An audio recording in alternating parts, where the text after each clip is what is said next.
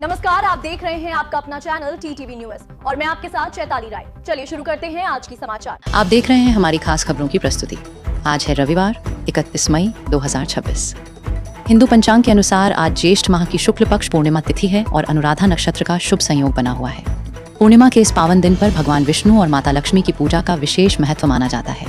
देश, दुनिया, राजनीति, मौसम, व्यापार, तकनीक और अन्य बड़ी घटनाओं से जुड़ी हर महत्वपूर्ण जानकारी लेकर हम आपके सामने मौजूद हैं। चलिए अब देर न करते हुए देख लेते हैं आज के दिन की सबसे बड़ी और महत्वपूर्ण खबरें। हर दिन की तरह आज की शुरुआत में भी हम प्रधानमंत्री नरेंद्र मोदी से जुड़ी कुछ महत्वपूर्ण खबरों पर नजर डाल रहे हैं। प्रधानमंत्री नरेंद्र मोदी ने गोवा राज्य स्थापना दिवस के अवसर पर राज्यवासियों को शुभकामनाएं दी।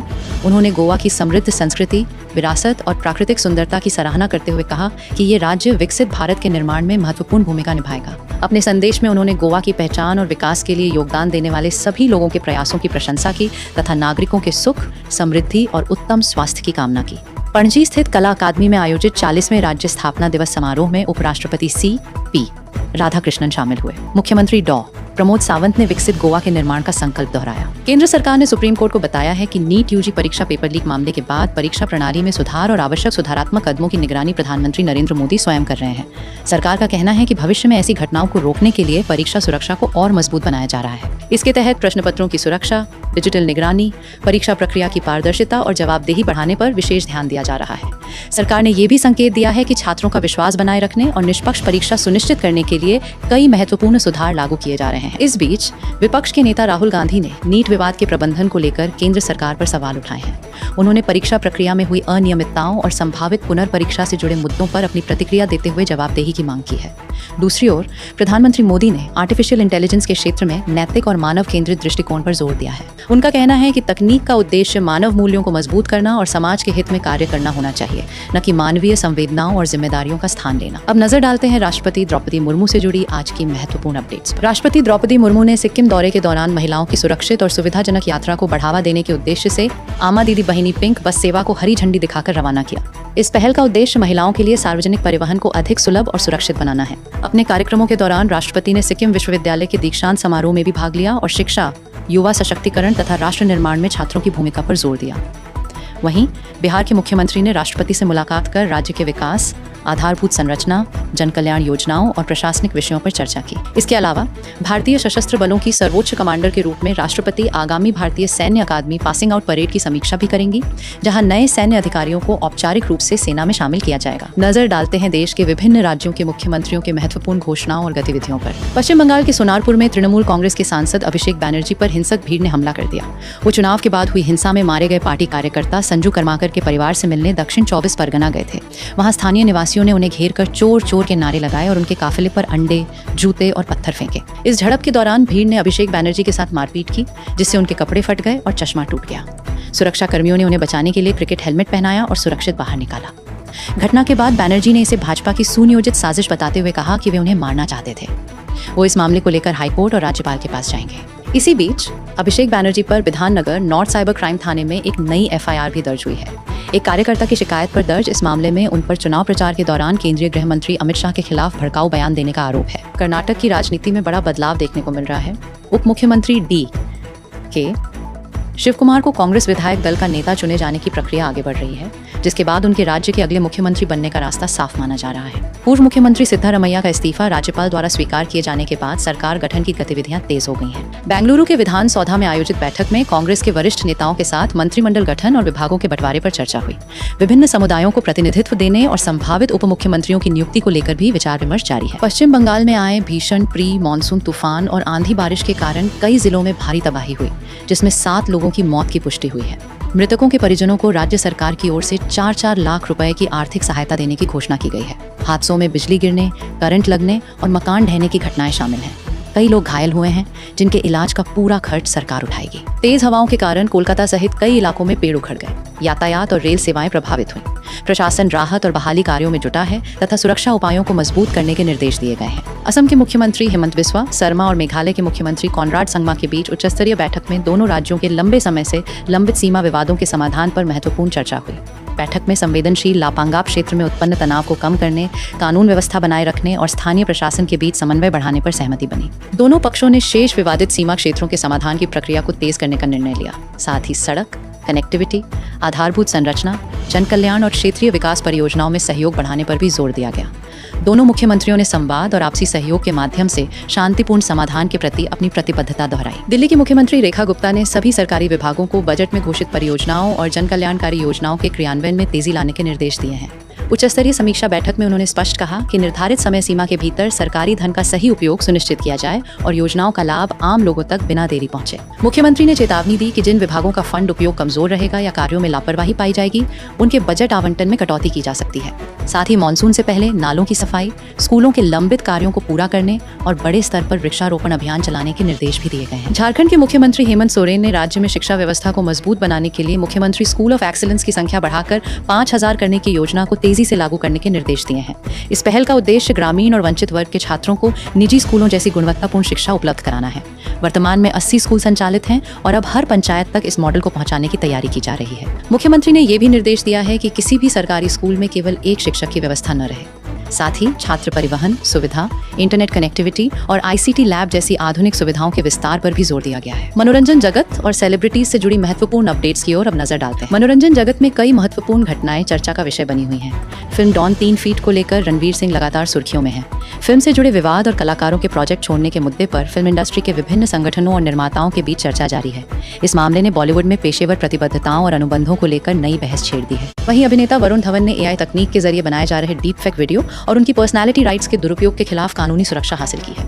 इस कदम को डिजिटल युग में सेलिब्रिटी अधिकारों की सुरक्षा के लिए महत्वपूर्ण माना जा रहा है। दूसरी ओर टाइगर श्रॉफ ने माइकल जैक्सन के मशहूर गीत ह्यूमन नेचर का कवर गाकर सोशल मीडिया पर प्रशंसकों की खूब सराहना हासिल की। दक्षिण भारतीय सिनेमा के लोकप्रिय अभिनेता अजीत कुमार की माता मोहिनी के निधन पर फिल्म उद्योग की कई प्रमुख हस्तियों ने शोक व्यक्त किया।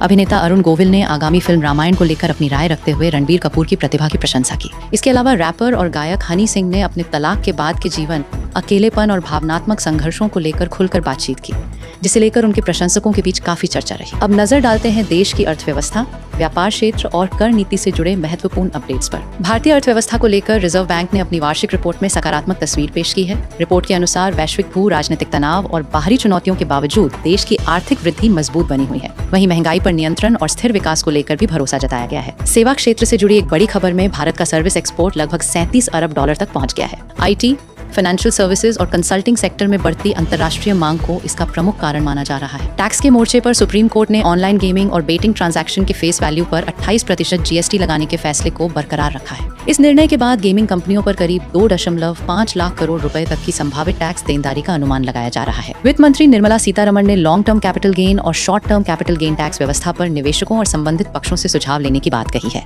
इसके अलावा बीमा कंपनियों ने कुछ इंश्योरेंस उत्पादों पर टैक्स फ्री सीमा बढ़ाने की मांग की है, ताकि निवेश और पॉलिसी खरीद को बढ़ावा मिल सके। भारतीय बैंकों ने विदेशी डॉलर फंडिंग को आकर्षित करने के लिए RBI से हेजिंग लागत में सहायता की मांग की है। वहीं भारत और कनाडा के बीच व्यापक आर्थिक साझेदारी समझौते पर बातचीत आगे बढ़ रही है, जिससे द्विपक्षीय व्यापार को नई गति मिलने की उम्मीद है। एक वैश्विक रिपोर्ट में भारत को दुनिया की 5वीं सबसे डिजिटल अर्थव्यवस्था बताया गया है। साथ ही ऊर्जा क्षेत्र में निवेश 170 अरब डॉलर के रिकॉर्ड स्तर तक पहुंचने का अनुमान है। दूसरी ओर RBI द्वारा केंद्र सरकार को 2.87 लाख करोड़ रुपए का अधिशेष हस्तांतरण भी आर्थिक और राजनीतिक चर्चाओं का प्रमुख विषय बना हुआ है। अब बात करते हैं सोना, चांदी और अन्य उत्पादों के आज के दाम और उनके उतार चढ़ाव की। सोना और चांदी के बाजार में हल्की नरमी देखने को मिली है।